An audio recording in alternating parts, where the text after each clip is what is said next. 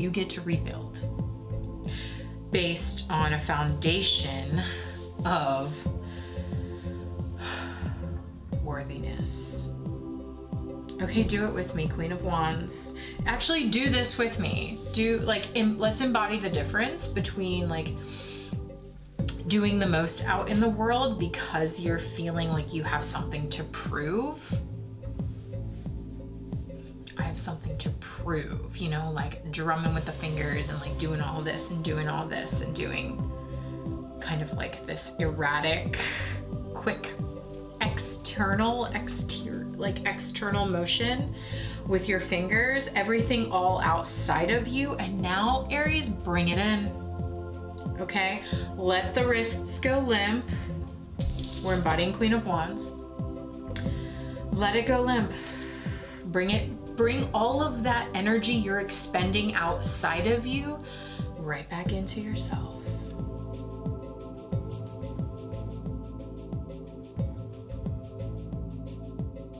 When you have a very narrow perspective that is being informed by like really extreme things like a global pandemic and like all this other stuff that's been going on, it like immediately narrows your perspective and you only see the world in this one way. And it can feel super claustrophobic and it can feel like I gotta get out, I gotta get out, I gotta get out. And so, but instead, Taurus, I'm seeing you coming out of the winter having like decided not to act on the claustrophobia, but to just like sit and deepen in yourself and wait for the perspective to widen. And then it's like when it does, you're able to find the space that you need once the inflammation cools down. And then you'll know how your moment to strike. Then you'll know how you want to move.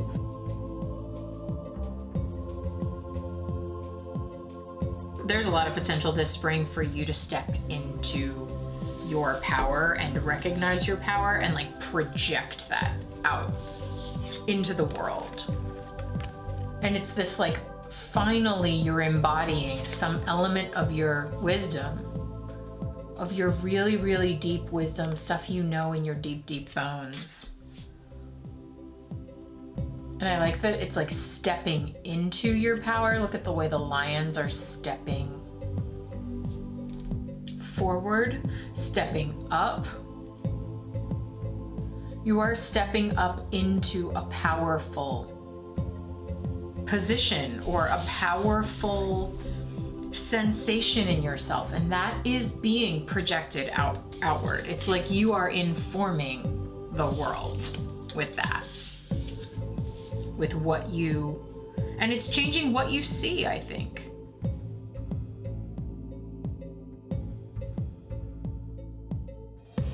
Remember we just talked about that at the very beginning of this, as like needing to feel held in order to actually expand your capacity.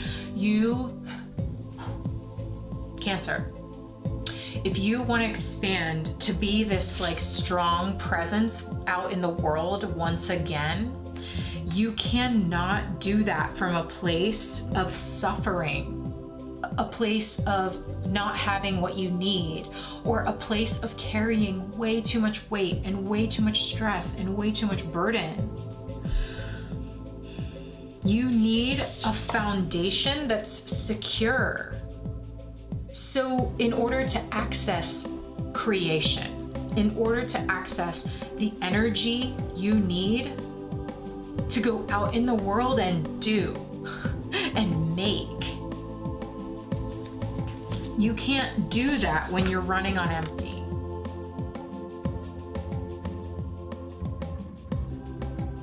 Things that evoke belonging, like people that you decide to intimately connect with for long periods of time, jobs you decide to commit to, like anything that would evoke that theme of belonging for you should not fluctuate in its resonance from day to day. These are energies that got it for the long term, the big picture, the sustainable and foreseeable. They're super solid. They're not wiggling around. Oh, that's interesting, Leo. They're not like, you know, people or jobs or whatever that are this way one day and then this way the next, and you're just over here trying to adapt. No. That is not this. This is super, like, the bigger picture resonance for you has to be super solid.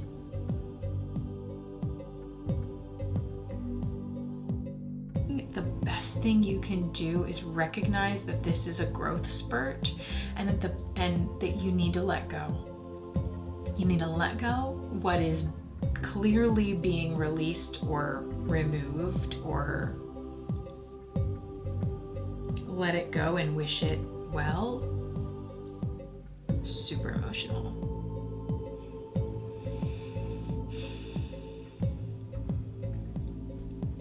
Recognize the things that are staying and that are here for you to continue to nurture and cultivate. And then note your own resistance to expanding and to busting out of your usual confinements, containment.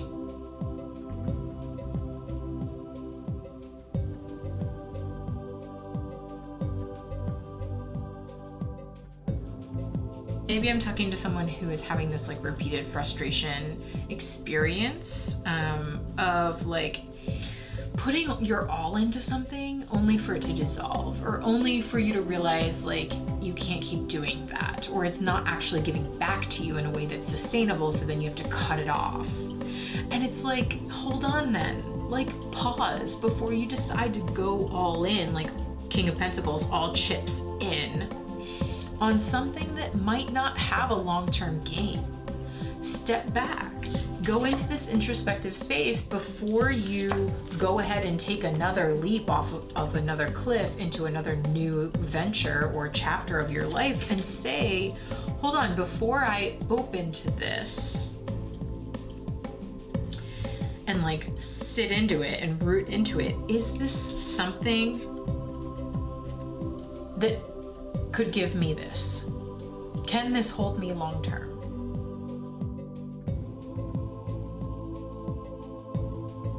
We are resurrecting, and if I recall, your readings have been resurrecting for some time, in the process of resurrecting, but there's something about it now that is like, okay, now we're at the phase where you are practicing getting your thoughts and feelings out of your head and out into the world, where other people can hear them, see them, work with them, relate to them.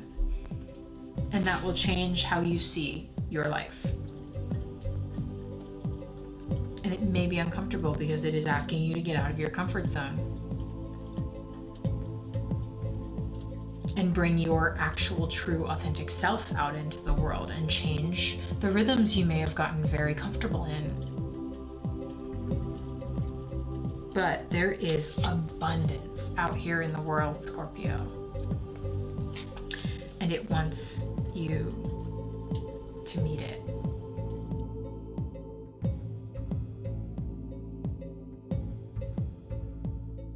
You should enjoy it. And if you don't, you gotta go back to those scales and suss whether this is a burden that you are enacting out of habit, or a blessing that you're ready to engage with in a way that is pleasurable for you and others. It's got to warm your heart as much as it warms everybody else's, or you're acting out of burden or giving burden.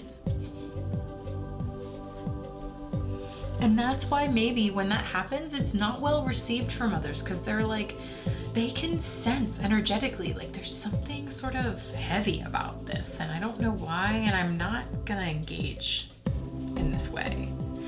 Whereas when it's something that genuinely warms you and others, they're like, bask in it. Yes, I wanna be with you. I wanna hang out. I want to experience what you have to give, and like give to you what I have to give. And then there's just this like beautiful sunny day in the park.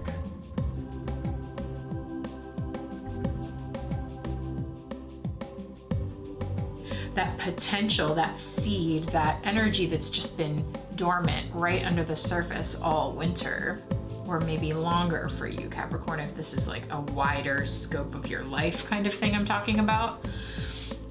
It's just right here at the hyoid bone. And it's ready to make its way up and out. So we could be absolutely talking about communication. You know, we could be talking about something about you just owning your self-expression a whole lot more, or realizing the potential that's there when you express yourself, or the potential you have to express yourself a little more flamboyantly, a little more colorfully, in a way that people can really see your confidence, your sense of pride.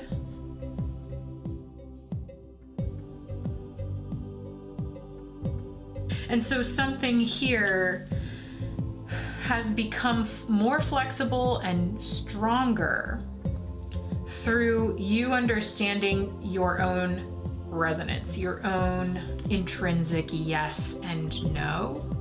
Saturn has probably taught you that through some hard lessons. And now that you know your yeses specifically, you get to refine that vision for what you want to create. And you get to get very specific now. You are shifting into refinement, Aquarius. Get so specific.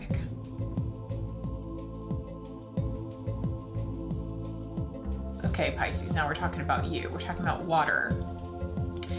And if it's going to flow in a direction to free fall off of a cliff, like this waterfall, then it needs the protection around it of like a specific channel that's channeling that water through.